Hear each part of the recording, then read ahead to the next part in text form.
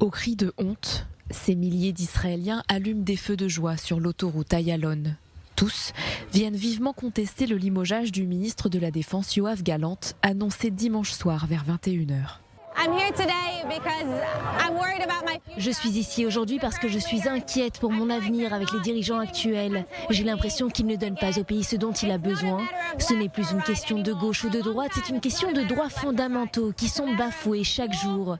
Chaque jour qui passe, de nouvelles règles égoïstes sont adoptées dans ce pays et nous devons y mettre un terme. Je suis venu manifester, c'est une soirée historique. Nous espérons que cette soirée se terminera par des résultats positifs concernant la réforme. C'est notre objectif, mettre fin complètement au coup d'État judiciaire. Selon l'estimation de la police, les manifestations se seraient étalées sur environ 10 km sur Ayalon et dans tout Tel Aviv. Conséquence de ces rassemblements d'ampleur, des heures de blocage sur les routes, mais aussi des affrontements avec les forces de sécurité. Vers 3h du matin, la police commence à évacuer les manifestants sur Ayalon. 3 policiers ont notamment été blessés par des jets de pierre. Dans la capitale Jérusalem, la situation est tout aussi tendue.